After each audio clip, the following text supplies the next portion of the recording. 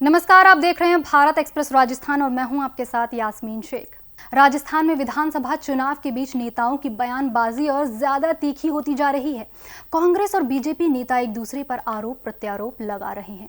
इस बीच राजधानी जयपुर में मुख्यमंत्री अशोक गहलोत ने बीजेपी और केंद्र सरकार पर जमकर निशाना साधा।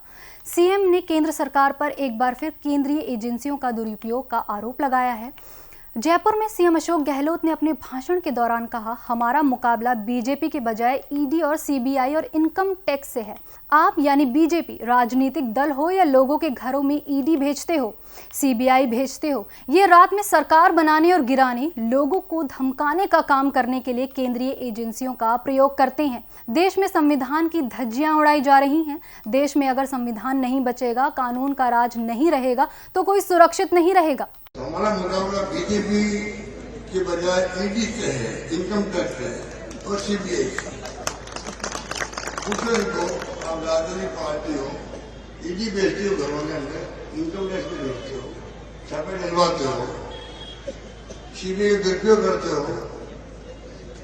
आर्थिक अपराधी है, उनके खिलाफ के बजाय राजनीति में सरकारी गिराओ, सरकार बनाओ, उसके धमकाने के लिए, अरेस्ट करने के लिए आप ईडी का उपयोग करें। ये लोकतंत्र खतरा है, जम्हूरी जो खतरा बना हो गया देश के। संविधान की धज्जियां उड़ी देश के अंदर। संविधान नहीं बचेगा, कानून राज नहीं रहेगा तो कोई सुरक्षित नहीं रहेगा। इतने मैं कहना चाहूंगा, बहुत गंभीर विषय है।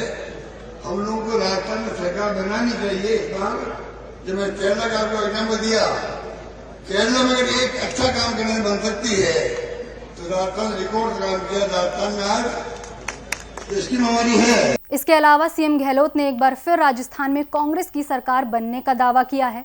उन्होंने केरल का उदाहरण देते हुए कहा कि जिस तरह अच्छा काम करने पर केरल में सरकार रिपीट हुई, उसी तरह राजस्थान में भी हमने अच्छा काम किया है, इसलिए राजस्थान में फिर से कांग्रेस की सरकार जरूर बनेगी।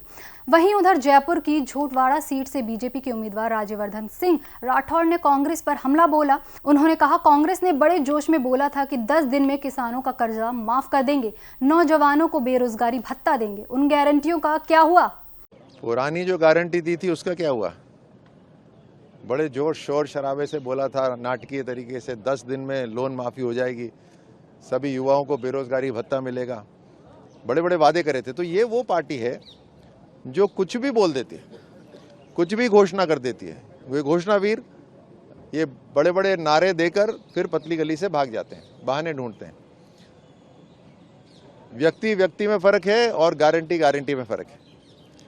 प्रधानमंत्री मोदी जी जैसा व्यक्तित्व कांग्रेस के 1 से लेकर 1000 तक गिन लो, और अभी से लेकर जब कांग्रेस की स्थापना हुई थी तब से गिन लो, आपको कोई बराबर का नहीं मिलेगा।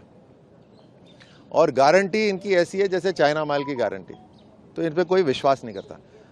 अब ये धोखा नहीं दे सकते। राजस्थान की जनता ने तय कर लिया है कि कांग्रेस को उखाड़ के फेंकना है। दीपावली जल्द बनाने वाले हैं आप? दशहरा भी मनेगा और दिवाली भी मनेगी।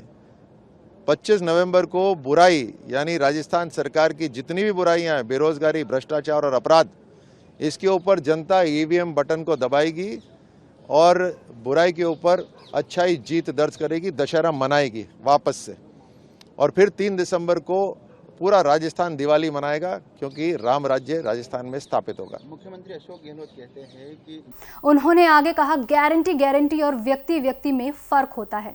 कांग्रेस में प्रधानमंत्री नरेंद्र मोदी के मुकाबले कोई नहीं है।